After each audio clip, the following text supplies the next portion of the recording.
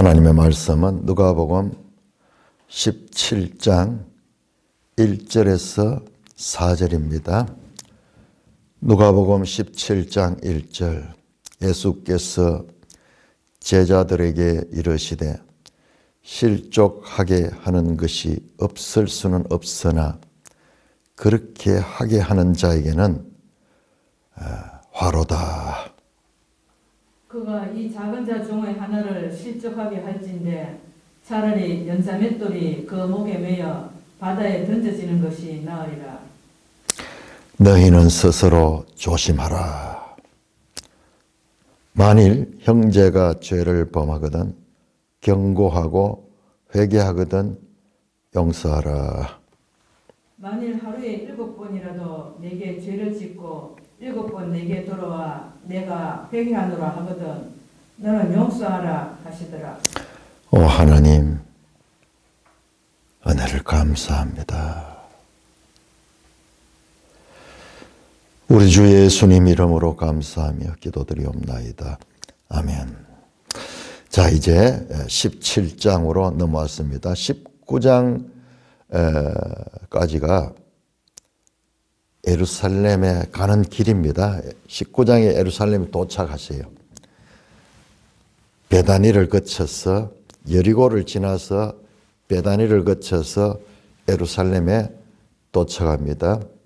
여리고 그 다음에 여리고를 지나면은 감람산이 있고 감람산 가는 길에 베다니가 있고 그 다음에 이제 감람산을 건너가면은 이제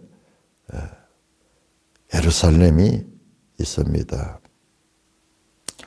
이제 예수님의 여행 예루살렘을 한 여행도 점점 이제 막바지로 가게 됩니다. 그러면서 가르치는 주제들이 제자들이 어떻게 살아야 될 것인가, 제자들이 주님을 어떻게 따르고 어떻게 그들이 자세를 가지고 살아야 될 것인가, 제자들의 이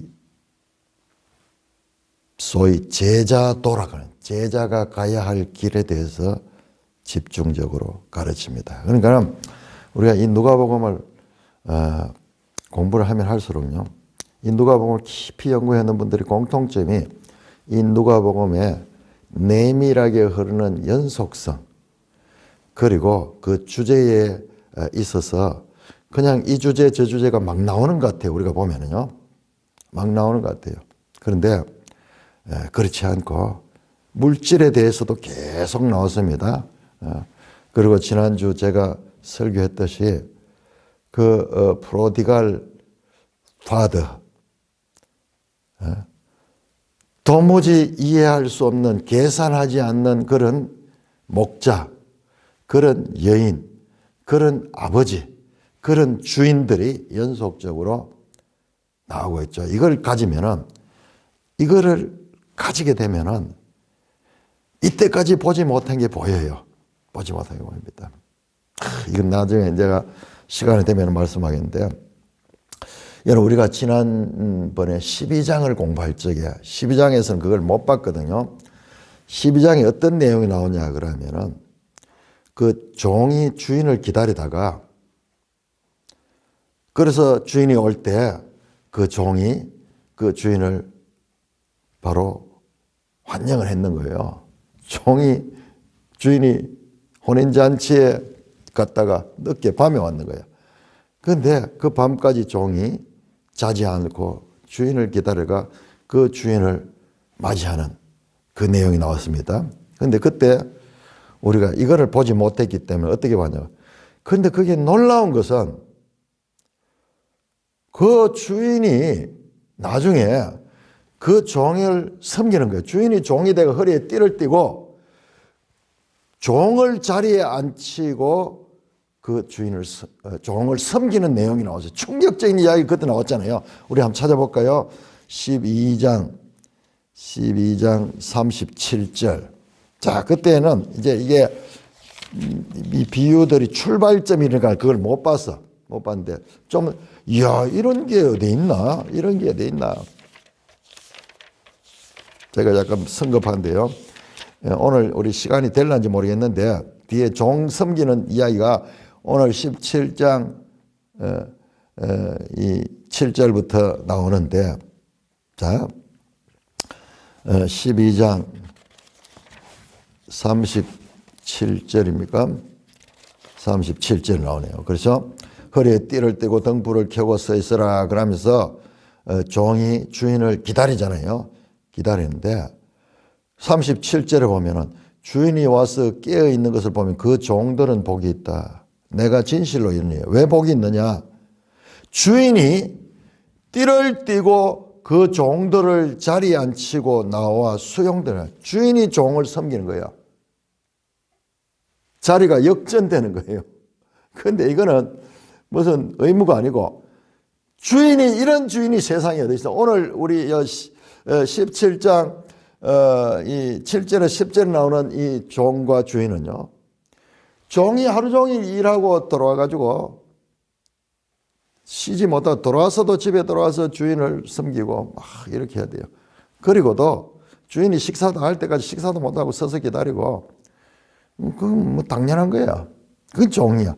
그런데 12장 37절에 나왔던 주인이 바로 우리가 봤을 때 너무나 이상한 프로디갈한 마스터야.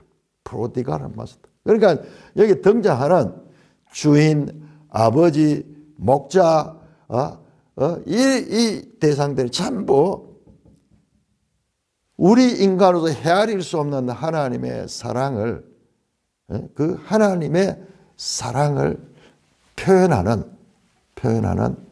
그런 암시가 비유 속에 담겨져 있는 것입니다. 그래서 우리가 이 누가복음 특별히 이 9장에서부터 저기 19장까지 흐르는 예루살렘으로 가는 길에서 17개의 비유가 나오고 또 다른 많은 사건들이 나옵니다. 그 사건들을 면밀하게 연구를 하면은 거기에 흐름을 발견해요. 흐름을 발견하면은 이 본문을 해석이 제대로 되는데 그거 없이 그냥 그 연속성을 못 보고 보면은 난제예요. 그래서 이 누가복음 이 부분에서 성경 난제들이 많이 나옵니다. 그런데 제가 이번에 이 말씀을 준비를 하면서 그 난제들을 하나하나 이제 해결하는 그 기쁨이 말도 못해요. 평생 난제로만 비록 말씀이 있어도 깨달아지지 않는 말씀으로 있던 것이 깨달아지게 될 적에 얼마나 기쁘고 감사한지 몰라요. 이게 성경을 연구하는 의미예요. 금을 찾듯이 은을 찾듯이 감추인 보화를 찾듯이 이런 걸 찾기 위해서는 참 온 마음과 뜻을 다해야지 그게 보여요. 그냥 설교 듣고 뭐 이런 식으로 해서는 값싼 보화가 아니에요. 그렇게 값싸게 얻을 수 있는 게 아니고 값진 노력을 통해서 그것도 하나님의 은혜 가운데서 찾는 자에게 찾게 되는 그런 결과입니다. 자, 그렇듯이 오늘 본문도 그런 맥락과 연결되어 있다. 특별히 우리 17장 전체를 보면은 방금 읽었던 1절에서 4절 실족하는 것과 그리고 7번이라도 회개한다고 와서 말하면은 용서해 주라는 용서에 관한 교훈이 나오고요. 그 다음에 5절부터 이 10절까지는 이것도 우리 매일성이 2개로 되어 있는데 여기 하나예요. 하나. 한 단락이에요. 그 믿음을 더하여 달라 하는 거하고 가는 그 내용 종의 자세에 대한 교훈입니다. 제자들이 주의 일을 했을 적에 어떤 태도를 갖냐. 마치 종들처럼 마땅히 할 일을 했는데 그걸 가지고 막 자기가 업돼 가지고 마치 내가 능력을 했는 것처럼 그런 이 자세를 가져서는 안 된다라는 비유고요. 그 다음에 11절에서 19절까지 매일 성경은 감사에 대한 비유가 나오고, 그 다음에 20절에서 37절까지는 하나님 나라가 임하는 것. 첫째로 이미 임한 하나님 나라. 그 다음에 장차 예수님의 재림 때 일어날 하나님 나라. 그 하나님 나라에 대한 교훈들이 나옵니다. 4개의 교훈이 담긴 그런 내용입니다. 이 각각의 내용들은 제자도의 다양한 여러 측면들과 연관이 됩니다. 제자도로서. 그러니까 예수님이 이제 떠나게 되면은 제자들이 남아서 예수님의 사역들을 이어가야 될 텐데 그들을 가르치는 거예요. 그들은 이제 시간이 얼마 남지 않았죠. 그 시간을 염두에 두고 제자들을 집중적으로 가르칩니다. 예루살렘으로 가까이 갈수록 제자도에 관한 주제가 두드러지게 강조되고 있다 하는 요 흐름만 잡아도 이어지는 내용들을 이해하기 쉬운데 이걸 놓치고 보면은 이게 막 전부 다 떨어져 있는 그런 내용 같이 보입니다. 자, 구체적으로 한번 보겠습니다. 자, 오늘 17장 1절에서 4절은 누구에게 준 말씀이냐? 제자들에게 한 말씀이에요. 제자들에게 이르시되. 자, 계속 청중이 누구냐? 제가 말씀을 드렸죠. 바리새인들이냐, 제자들이냐, 무리들이냐, 그 대상에 따라서 예수님의 말씀도 달라집니다. 자, 이번에는 예수님께서 제자들에게 말씀합니다. 제자들. 실족하게 하는 것이 없을 수는 없으나 그렇게 하는 자에게는 화로다. 자, 1절, 2절에는 실족하게 하면은 연자맷돌이 목에 매여 바다에 던지는 것이 낫다. 이 실족하는 거, 이 원어에 뭐 스캔달론 하는 건데, 우리 그 일본 스캔들, 무슨 배우가 스캔들이라도 문제가 일어났다, 오점이 생겼다, 스캔들 갈 때 좋은 게 아니야. 나쁜 거. 여기에서 죄를 범하게 하는 거. 자, 그거하고 이어지는 이 용서, 7번이라도 용서죠. 이 내용은 한 내용이에요. 한 내용. 1절, 2절은 실족에 관한 경고고, 그 다음에 3절, 4절은 형제의 죄 용서에 관한 경고인데, 이게 하나입니다. 자, 그런데 이 본문을 해석할 적에는 우리가 주의해야 되는 게 이 절이 절로보다 3장 앞부분, 소위 이 3절 앞부분은 어떻게 표시하냐 그러면 성경신학자들이 A 그래, A. 뒷부분은 B. 안 그러면은 좀 더 복잡하게 나오면은 그 한 절을 갖다가 앞부분은 A, 중간 부분은 B, 저 끝부분은 C, 뭐 이런 식으로 나누듯이 3절 A 부분, 여기까지가 1절에서부터 시작되는 이 실족에 관한 교훈이 끊어지는 겁니다. 요 단락을 제대로 끊지 못하면은 해석에도 어려움이 있습니다. 단락을 제대로 잡으면은 해석이 깔끔하게 돼요. 자, 그래서 우리 성경 그냥 뭐 읽어가지고 많이 읽는 거 중요합니다. 그런 다음에 제대로 깨닫기 위해서는 많이 읽은 그 바탕 위에 금을 찾듯이, 은을 찾듯이 감추어진 보화를 찾는 이런 면밀한, 사도행전에 나오죠. 베레아 사람들은 데살로니가 사람보다 더 신사적이어서 이것이 그러한 거, 날마다 성경을 어떻게 한다고? 상고했다. 연구하는 거예요. 연구하는 거예요. 자, 제자들만 실족하게 하는 일이 있을 수 없다. 말씀드렸죠. 실족하게 한다. 그러니까 죄에 빠지게 하는 일. 세상에서 이 죄에 빠지게 하는 일은 없을 수 없다. 아주 이 절망적입니다. 다른 사람을 죄에 빠지게 하는 것이 없을 수 없다는, 이건 반드시 있다는 거예요.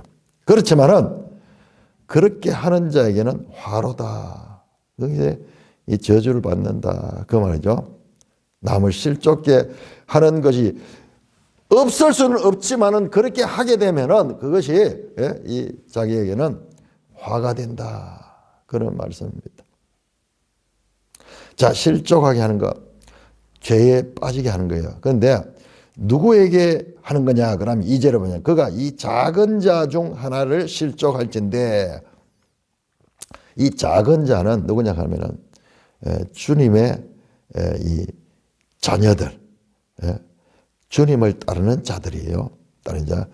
뒤에 보세요. 연결되게 보면은 이해가 되죠. 네 형제거든요. 3절에 보면 네 형제가 네게 죄를 범하거든. 그러면서 네 형제에 관한 거예요. 그러니까 제자들 그리스도인들 가운데서 지금 이 말씀이 적용된다는 것입니다. 그가 이 작은 자 중 하나를 실족하기 차라리 연자 맷돌을 그 목에 매어 바다에 던지는 것이 나으라. 실족하게 하는 것이 그런 화가 바로 죽는 것보다도 더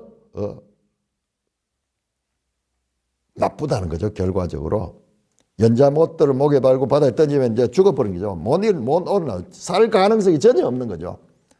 그런 죽는 것보다도 더 형제를 실족하게 하는 것이 더 큰 화가 된다라는 말씀입니다. 그래서 이어지는 내용이 형제가 죄를 범하거든 용서해 줘야 된다. 네가 용서하지 않고 그 형제를 이 공동체에서 내친다거나 뭐 이렇게 했을 때 그가 이 하나님의 이 구원에서 멀어지게 된다 그러면은 그 책임이 네한테 있는데 그건 단순한 죽는 것 이상으로 큰 이 책임이 있다는 말씀입니다. 자, 그렇지만 문제가 이게 딜레마예요. 실족하게 하는 것이 없을 수는 없나? 우리는 살면서 남을 죄에 빠뜨릴 수 있는 것이 없을 수 없어요. 왜? 우리가 죄인들이기 때문에.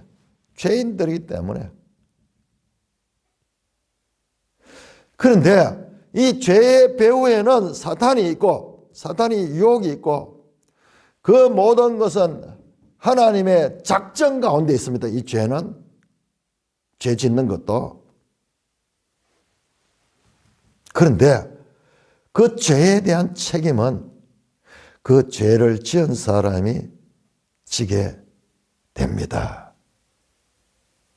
가롯 유다가 예수님을 팔고 그렇게 하는 것이 그게 그냥 된 것이 하나님의 예정과 작정 가운데서 일어난 일이고 실제 예수님은 그걸 알고 있잖아요. 지금 예루살렘으로 죽으러 가시잖아요.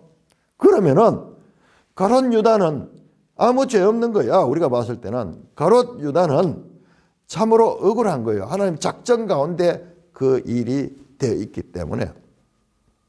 그런데 이것이 우리가 이해할 수 없는 하나님의 신비에 속한 거예요. 자, 우리가 창세기 3장에서 아담이 범죄했잖아요. 아담이 범죄했는데 그걸 이제 우리 생각에서 그럼 아담이 선악과를 안 만들었으면은 그 아담이 범죄하지 않을 건데 선악과를 만든 하나님이 범죄하게 하신 원인을 제공했기 때문에 하나님 책임이고 아담은 오히려 피해자다. 우리가 흔히들 이런 이야기 하잖아요. 흔히들 이렇게. 자, 그렇습니다. 이거에 모든 것이 하나님의 작정과 애정이지만은 그러나 신비는 그 죄 문제는 죄를 지은 사람은 책임이 있어. 하와와 아담이 범죄했는 그 책임으로 그 에덴에서 쫓겨납니다. 이게 무슨 시츄에이션이지? 이거는 우리가 이해할 수 있는 영역이 아니고 이게 하나님의 신비에 속한 이것이 성경적 교리입니다. 그러니 애정론이나 이와 같은 하나님의 작정에 대해서 우리가 제대로 이해하지 못하게 되면 이런 딜레마가 있는 거예요. 그러면 나도 아무런 죄에 대한 책임이 없는 거예요. 예정과 작정과 사람의 책임. 그래서 내가 늘 하잖아요. 하나님의 주권과 사람의 책임, 이 부분은 우리가 이해되는 부분이 아니다. 우리는 단지 하나님의 말씀이 그렇게 하면은 믿고 순종할 따름이지, 이것은 이해로서 풀어지지 않습니다. 그래서 열심히 연구해가지고 이해하려고 해가지고 만드는 게 뭐냐? 그러면 하나님 모든 게 책임이다. 하나님께 책임을 돌리는 거야. 그러면 나는 그 책임에서 자유해지는 거예요. 그러면은 그건 믿음이 아니에요. 그건 방종하게 되고 사탄의 도구가 될 수밖에 없는 것입니다. 그래서 우리 가운데 순종하는 믿음이 없으면 성경을 많이 알아도 그 지식 가지고 자기 꾀에 자기가 빠지는 거예요. 그럼 그렇잖아요. 하나님 작정하고 이 새 한 마리도 그냥 떨어진 게 없고 모든 것이 다 하나님, 머리털 하나까지도 세심받은 하나님이 그 작정하시고 애정하시기 이 세상이라면, 그럼 죄 짓는 것도 작정되기 때문에 내가 이 책임이 없다, 그렇게 생각하는 그것은 하나님 말씀이 아니다. 여기 나오잖아요. 그렇지만은 없을 수는 없는 인간의 한계가 있지만은, 인간의 죄인됨에 그와 같은 한계 상황이지만, 그러나 그 죄를 짓게 하는 사람에게 책임이 있다. 화가, 그에 대한 벌이 따른다라는 말입니다. 그러면서 한 번 더 말합니다. 그가 이 작은 자 중 미크로스, 작은 자 중 하나를 실족해요. 작은 자들아 두려워 말라. 그러면 나왔죠. 이게 전부 다 보면은 주님의 제자들, 그리스도인들을 향하여 하는 말씀으로 나오는 자입니다. 작은 자 중 하나, 그러니까 형제들 가운데 하나를 실족하여 차라리 연자맷돌을 그 목에 메어 받아야 되니라이다. 죄의 중대성에 관한 비유입니다. 연자맷돌은 맷돌 가운데 큰 거예요. 다시 일어나지 못하는 겁니다. 다시 빠져나오지 못하는 거예요. 그래서 보세요. 너희는 스스로 조심하라. 죄를 범하지 않도록 조심하라, 그 말이에요. 그러므로 형제를 실족하게 하지 않도록 스스로 조심해야 된다. 그거를 제자들에게 가르치는 거예요. 그러면서 이제 구체적으로 스스로 조심해야 될 그 내용, 만일 형제가 죄를 범하거든, 누구에게? 내게 죄를 범해요. 번역이 아쉬워요. 여기 보면은 원어를 보면은 이 수하는 게 나와요. 너에게 죄를 범하거든. 뒤에 또 나옵니다. 나중에 보면 여기에 너에게 죄, 딴 사람한테 죄 범하는 거 아니에요. 내한테 죄를, 내가 피해 당사자예요. 죄를 범하거든 경고하고 회개하거든 용서하라. 경고하다, 에피티모, 찾아가서 죄를 지적하고 뉘우치도록 권면하는 거예요. 그 다음에 회개하다, 메타노에, 그렇게 권면해야 돼. 죄를 지적하고 네가 그건 잘못했다. 그러고 그래서 그 말을 듣고 회개하면은 용서해라. 명령. 또 만일 자 그렇게 해서 용서해야 돼. 그런데 이 형제가 또 죄를 범했어. 용서해 줬는데 또 죄를 범했어. 하루에 7번이라도 내게 죄를 짓고 7번 내게 돌아와 내가 회개하노라 하거든 너는 용서하라.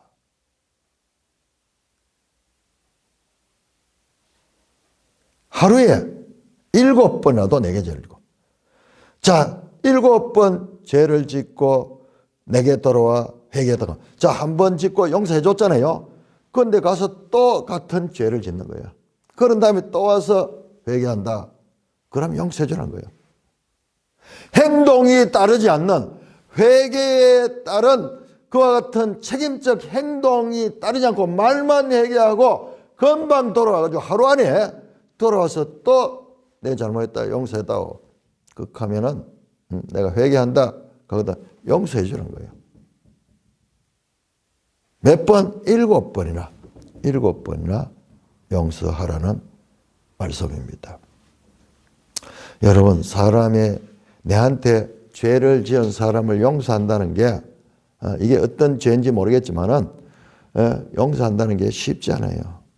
큰 상처가 있게 되고 내가 아무리 말로 용서한다 용서해야지 하지만은 이 용서가 안 돼. 내 마음속에서 참 깜짝 놀라요. 본인도 나는 본인한테도 문제인 내가 용서했다 하고 그 다음에 내 자신도 스스로 이제 내가 용서했다 했지만은 내 속에 다른 내가 있어가지고 용서하지 않고 있어. 깜짝 놀라는 거예요. 이런 부부간에도 이렇게 다투는 거 보면은 여자들이 몇십 년 지나는 거 가지고 또 끄집어내 가지고 퍽 그야 용서 하나도 안 된 거예요. 말은 용서 안 됐지만 용서 안 된 거예요. 지금 그런 상태야. 그런데 그것도 너는 용서하라 그렇게 하는 거예요. 일방적 명령입니다. 자, 이 내용과 연결되는 내용이 자, 마태복음 18장입니다. 우리 한번 찾아볼까요? 마태복음 18장. 이걸 자세히 보니까는요. 아, 이렇게 연결되는구나. 마태복음 18장 21절부터 보시면요. 21절부터 보면은 그때 베드로가 나와 주여 형제가 내가 내게 죄를 범하면 몇 번에 용서해 주리까 7번까지 하오리까. 지금 알고 있죠. 답을 알고 있잖아요. 지금 예수님께서 7번까지 회개하거든 용서해 주라고 했거든요. 그래서 베드로가 지금 제자들이고 베드로고 지금 누가복음 이 상태에서는 이 말씀은 들었지만 이해도 안 되고 그 다음에 걸을 수 있는 능력도 없습니다. 지금 가르침이에요. 가르침입니다. 자, 그런데 베드로가 몇 번 용서, 여기 나오죠. 형제가 내게 죄를 범하면 분명히 나오죠. 이것도 원어에 보니까는 그 형제가 그 너에게가 나와요. 너에게 나와요. 그 이 말씀을 들고 그러면 8번째는 용서 안 해줘도 되는가? 이런 의지를 가졌던 것 같아요. 그러니까는 예수님께서 거기에다가 대로존데 말로 갖다 붙이는 거예요. 7번뿐 아니라 7번의 1번까지도 해라, 용서해라. 그러면서 그렇게 해야 될 이유를, 그렇게 해야 될 타당한 이유를 이어서 설명합니다. 설명하죠. 이게 뭐냐? 1만 달란트 빚진 자와 100다니론 빚진 자 이야기라. 여러분, 빚이라 하는 단어가 이 원어에서 보면은 죄라 하는 단어하고 같아요. 우리에게 죄 지은 자를 사하여 준 것 같이 우리 죄를 사하여 그게 빚진 자를 사하여 준 것 같이 사하여 줘. 그게 같은 용어로. 그 문맥에 따라서 어떻게 해석하느냐 차이가 있어요. 이게 지금 앞에 보세요. 형제가 죄를 짓는 거잖아요. 그러니까 이게 빚진 것을 이제 비유랄까 아주 찰떡고 이게 딱 맞는 거예요. 자, 여러분 여기에서 우리가 누가복음에서 해결되지 않는 문제가 마태복음과 연결해서 해결되는 거예요. 예수님이 네가 무조건 용서해라 용서하고 싶은데 할 수 없어. 이건 빈말이잖아요. 그냥 좋은 이야기인데 실천할 수 없는 그런 이야기인 것 같잖아요. 그러면서 주는 이 비유가 이 용서해야 될 이 일방적 이 명령은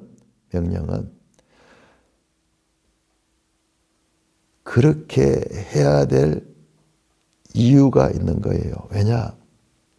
내가 먼저 용서받은 거예요. 내가 먼저 용서받은 거예요. 어떤 용서를? 죄로 말미암아 죽을 수밖에 없는 빚진 자. 그런데 하나님의 큰 은혜 앞에는 어떤 그 아버지, 그 주인, 불의한 종은 돈을 막 숨기고 그렇게 하고 그 주인의 부정하게 문서 위조까지 하면 그 주인이 그걸 보고 지혜롭다고 칭찬하는 그 주인,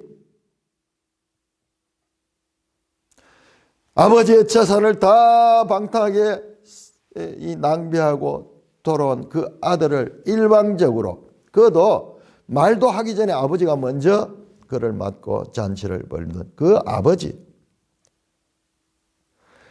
나 한 마리 양을 들여놓고 한 마리를 찾기 위해서 이 수고하고 마침내 찾고는 잔치를 받은 그 목자, 그 다음에 우리가 오늘 봤던 12장 30절 나오던 종이 충성스러운 일을 했다고 종에게 자기가 종이 돼가 허리에 띠를 띠고 종을 자리에 앉히고 종을 섬기는 그 주인, 이게 전부 하나님의 이 관한 상징들, 비유인데, 먼저 그 하나님부터 청량할 수 없는 프로디갈한 용서를 받았기 때문에, 우리는 그런 용서를 받은 자이기 때문에, 그래서 예수님이 1만 달란트 빚진 자가 1만 달란트를 탕감받아서 1만 달란트는 제가 환산하면 6조 원.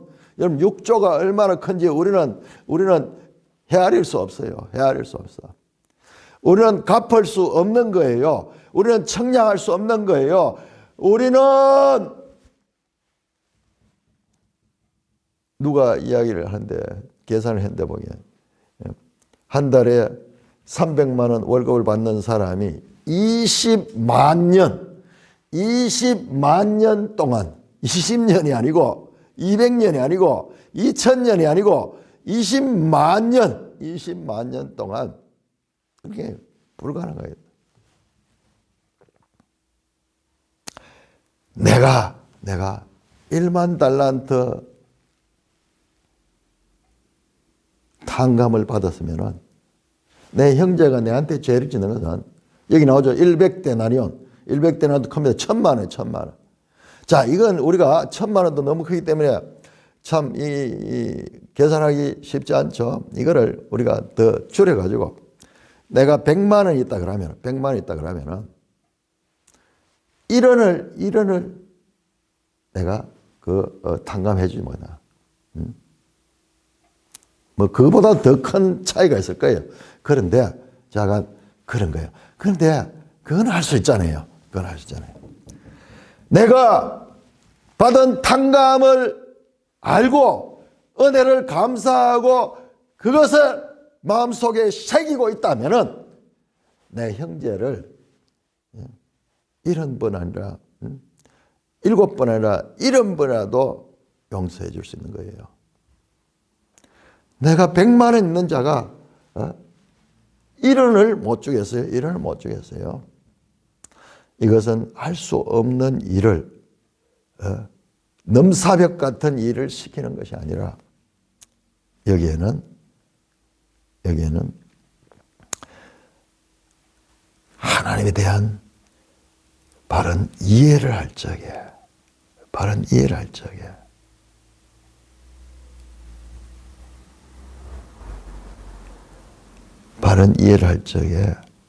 이것은 할 수가 있습니다. 그럼 이 말을 들은 제자들은 할 수 있었을까요? 할 수 없었어요. 제자들은요, 똑같이 할 수 없어요. 그런데 사도행전에 가면은 오순절 성령 강림 이후 이런 것을 할 수 있는 그런 사람, 마음의 성령이 오셔서 그들을 새롭게 지식에까지 새롭게 하니까는 그들이 변화되는 것을 볼 수 있습니다. 이 말씀은 할 수 없는 말을 행하라는 것이 아니라, 하나님에 대한 바른 이해를 가지고 바른 깨달음이 있고 그 큰 은혜를 그냥 우리를 구원해 줬다 이렇게 아는 것 가지고는 안 돼요. 그 구원이 어떤 구원인가? 1만 달란트의 가치가 있는, 이 세상 모든 것을 다 팔아도, 살 수 없는 그런 귀한 것이라는 것을 제대로 알 적에 우리는 이 명령도 행할 수가 있는 것입니다. 자, 5절에서 자, 그러니까 그 맥락 앞에 나왔던 먼저 이 용서해 주기 전에 앞에 나왔던 자기 선생들이 용서받았던 불의한 청지기의 입장에서 용서를 받고 그 탕자와 같이 아버지를 떠나가 재산을 낭비했던 그 아들처럼 용서를 받고 잃어버린 한 마리 용처럼 그 양처럼 용서를 받고 이런 용서를 받았던 그 이후에 제자들에게 용서하라는 말씀을 하고 있다는 것을 보지 아니하면은 이야, 이것은 불가능한 일을 시키는 제자들에게 짐만 되는 그런 명령으로 우리 자신도 마찬가지 똑같은 우리 자신도 우리가 정말 하나님 받은 큰 은혜와 그 용서와 하나님의 청량할 수 없는 사랑을 바르게 알 적에 내게 죄 지은 자들도 용서가 할 수가 있습니다. 자, 5절 6절. 자, 5절 6절 교독합니다. 사도들이 주께 여짜오되 우리에게 믿음을 더하소서 하니 주께서 이르시되 너에게 겨자씨 하늘만한 믿음이 있었더라면 이 뽕나무들어 뿌리가 뽑혀 바다에 심기어라 하였을 것이요 그것이 너에게 순종하였으리라. 자, 이 본문은 이어지는 7절에서 그 10절 내용과도 연결이 됩니다. 제가 짧은 시간에 이 내용이 아주 중요한 건데 우리가 잘 이해 안 되는 거예요. 자, 여러분들 5절을 보세요. 5절이 어떻게 시작되는가? 자, 1절엔 제자들에게 말씀했죠. 지금 5절에는 사도들이 주께 여짜오게. 자, 1절은 예수님께서 제자들에게 말씀하신 것이고 이번엔 갑자기 제자가 아니라 같은 대상인도 사도들 나오죠. 사도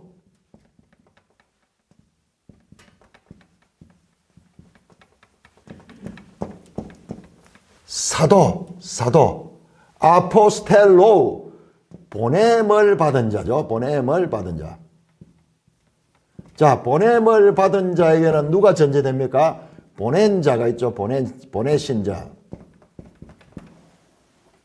보냄을 받은 자입니다. 사도는 마치 나라의 대사들처럼 각국의 이 우리나라 대사들이 미국에도 있고 일본에도 있고 여러 나라에 있는데 그 대사들은 자기 마음대로 하는 게 아니고 본국의 훈령을 받아가지고 본국의 대통령의 명을 받아가지고 하는 거예요. 자기 주관적으로 하는 게 아니에요.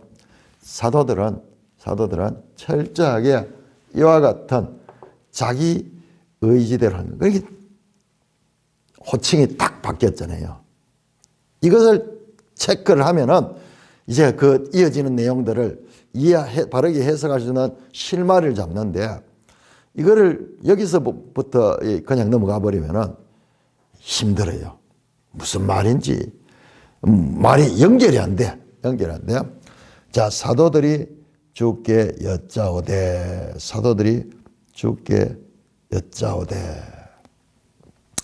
여러분 사도들이 주께 여짜오는 그와 같은 것이 어디에 나오느냐 그러면은 자, 9장 한번 볼까요? 9장 10절.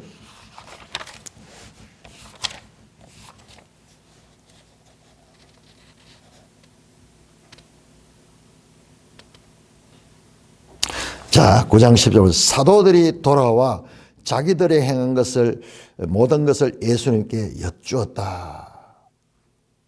12제자들. 이 본문에서도 9장에서도 9장 1절은 제자 그렇게 나왔고 그 다음에 10절은 사도 이렇게 나왔어요. 똑같이 나왔어요. 이 사도라는 말이 들어갈 때는 그들이 사역을 하고 와서 보고하는 그와 연관이 있습니다. 그래서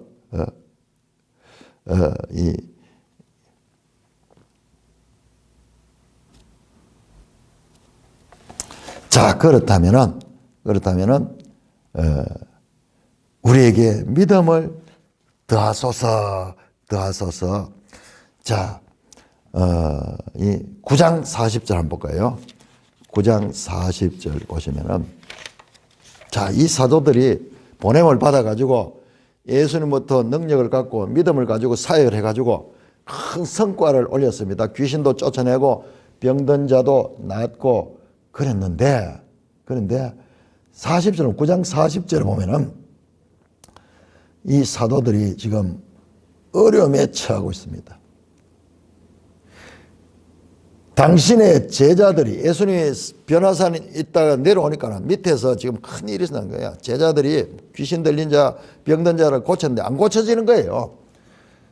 당신의 제자들에게 내쫓아 주기를 구하였으니 그들이 능히 못하더이다. 여기에선 이 제자들이 능력이 나타나지 않는 거예요. 어떨 때는 나타나고 어떨 때는 나타나지 않는 거예요. 그래서 힘들었는 거예요. 예수께서 믿음이 없고 패역한 세대여 너희가 얼마나 너희하고 너희 참여 아들 이리대로 하고 그 아들을 고칩니다. 예수님 고칩니다. 믿음이 없어서 그런 거예요.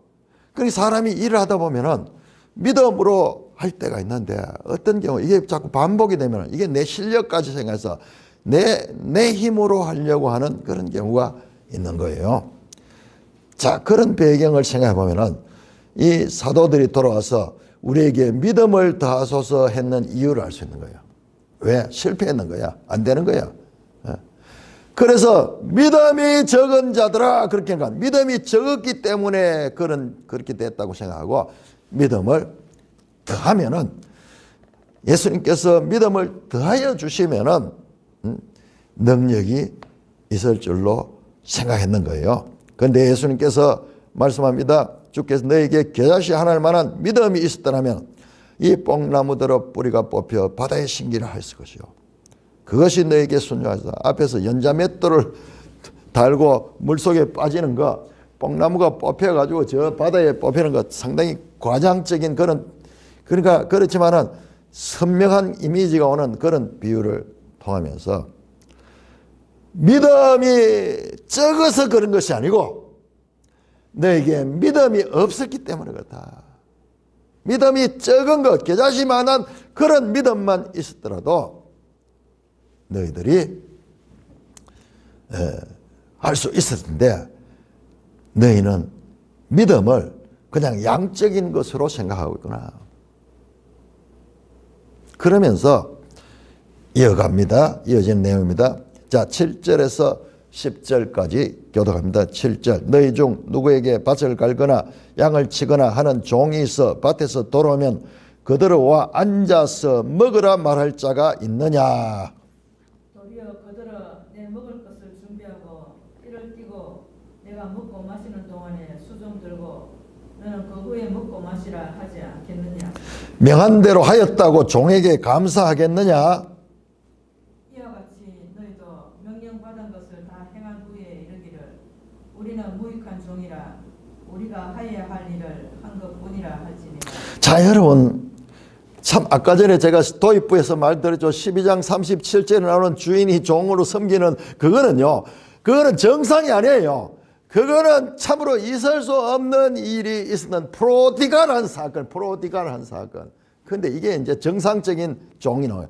종이 밭에서 아무리 열심히 일하고 왔더라도 집에 들어오면요, 주인 밥 챙겨줘야 되고, 그 다음에 주인이 식사할 동안 서비스 해야 되고, 다 끝날 때까지 서서 있는 거예요. 그렇다고 이 주인이 종한테 네 수고했다 하고 뭐 그렇게 하지도 않아요. 당연한 거예요. 왜 이 말씀이 나왔는가? 여러분 앞에 보세요. 이들이 어떻게 믿음이 적어서 자기들의 능력을 발휘하지 못했다고 하고 있었잖아요. 그래서 믿음만 더해주면은 양적인 그것만 있으면 될 줄 아는데 예수님은 그 양적인 거 아니야. 겨자씨 안 할 만한 가장 작은 믿음이라도 바른 믿음이 있으면 될 텐데 너희가 뭐냐? 너희 공로가 들어갔다는 거예요. 공로가. 종은 아포스텔로 보낸 자는 보내신 자의 명령에 순종해야 되는데 거기에서 너희가 공로를 가지고 너희도 모르는 사이에 자기 의가 거기 개입되어 있는 거야. 그래서 지금 그 말씀 하시는 거예요. 너희가 믿음을 다소서 하는 이것은 너희도 사람을 의식하고 그래서 능력 있는 종이 되어가지고 그들을 보는 앞에서 쫙 하면서 이 능력을 나타내서 사람들로부터 이 인기를 얻고 그러고 싶은데 너희가 믿음을 다하여 달라는 것은 그런 의지가 있는 거야. 숨어 있는 거야. 숨어. 예수님께서는 우리가 이 예수님 말씀이 때때로 문맥상 안 맞는 내용들이 나오거든요. 그럴 때는 뭐냐 그러면 예수는 그 표면적인 질문을 하지만 그 내면을 답하는 그런 것을 볼 수 있습니다. 현장에서 그들이 실패한 것이 믿음의 부족한 때문으로 생각하고 믿음만 더해주면은 물량적으로 좀 더 있으면 한데 물량적으로 더 할 수 없다는 거예요. 그냥 계좌시장은 더 이상 작은 것도 가능하다. 제자들은 그 믿음을 물량적 이해로 생각했던 거예요. 그리고 그들은 일을 하다 보니까 자기중심적, 사업중심적 일을 하게 된 거예요. 우리 오늘 목사들 마찬가지 똑같습니다. 설교를 잘하거나 그 다음에 능력이 있거나 사람들이 많이 모이거나 이렇게 하면 자기도 모르게 자기 자신이 높아지는 거예요. 자기 자신이 높아지고 자기 힘으로 하는 것이에요. 그러나 이러한 것은 하나님의 영광을 드러내는 것이 아니고 자기 중심적이고 이기적인 것입니다. 그래서 7절에서 10절에서 밭에서 돌아온 종의 비유가 이어진 겁니다. 이 비유의 핵심은 10절입니다. 우리가 하여야 할 일을 한 당연히 무익하게 내가 뭐 공로가 있는 거 아니에요. 내가 이렇게 하는 공로가 있는 것이 아니에요. 당연히 하여야 할 일을 했다. 사도들은 보냄을 받은 자로서 자신의 신분을 잊어서는 안 된다는 것입니다. 그래서 사람들로부터 칭찬과 대접을 받고 사례를 받는 영광을 누리고 싶었던 그런 의지가 그들의 배후가 있었던 거예요. 예수님은 제자들의 이런 속마음을 근본적으로 잘못된 것을 아시고 종의 비유를 통해서 그들 마음 속에 숨어있던 근본적인 그런 의도를 지적하고 있는 것입니다. 제자들은 사도로서의 본분을 망각하고 주인이 아니라 사람들로부터 능력의 종으로 높임을 받고자 하는 욕망에 사로잡혀 있었던 것입니다. 사도는 어떤 일을 했든지 무익한 종임을 제자도로 배워야 되는 것입니다. 우리가 여기 흔히 빠지기 쉬운 게 이게 엄청 중요한 것이요. 처음에는 능력을 받아서 일을 했는데 이제 사람들에게 인기를 얻게 되면 사람들을 의식하게 되는 거예요. 그럴 적에 네가 종이다. 나는 무익한 종에 지나지 않다. 이 정체성이 분명하지 아니하면 이 제자도가 분명하지 않으면 처음에 시작했던 것과 나중에는 완전히 달라지는 거예요. 나중에는 자기 영광만 구하고 사람들에게 인기만 구하면서 주님과는 완전히 멀어지는 그와 같은 일이 있을 수 있는 거예요. 여러분 어떻게 했어요? 종들이 나가지고 능력 있게 막 사역을 하고 나면은 사람들이 막 따라다니고 야 나도 뭐 예수님하고 못지않네 뭐 이런 식으로 여러분 인간 사회에 우리가 그런 것을 정치판에서 너무나 많이 보잖아요. 밑에 있을 때는 그렇게 섬기고 그렇게 이 상관을 존중하다 지가 딱 권력을 갖게 되는 거는 언제 그랬다시 무시하는 이것이 인간의 죄의 속성들이고 제자들도 그런 그렇게 하는 일이 없을 수는 없는 거예요. 죄를 짓는 것이 없을 수는 없는 거예요. 그런 정도 우린 죄에 취약한 연약한 존재들이야. 그렇지만은 분명하게 자신의 정체성 무익한 종이다. 내가 종이 뭐 했다고 무슨 뭐 칭찬을 받고 종이 뭐 했다고 뭐 보너스를 더 요구하고 이거는 아니야. 그건 아니야. 그건 종이 아니야. 아포스톨로스 보냄을 받은 자가 아니야. 그러면서 이 말씀은요. 특별히 제자들 오늘날 목회자들이 여러분 얼마나 높아지는지 몰라요. 얼마나 높아지는지. 주님의 뜻은 온데간데 없고 사람으로부터 영광만 받고 그렇게 하면서 이와 같이 종의 신분, 말은 주의 종이라고, 말은 주의 종이라고 하면서 높은 종이야. 주의 종이 딴 사람보다 더 높아. 이런 이 잘못에 흔히 빠질 수 있기 때문에 제자들에게 가장 중요한 가르침을 하시고 있는 것입니다. 찬송가 357장입니다.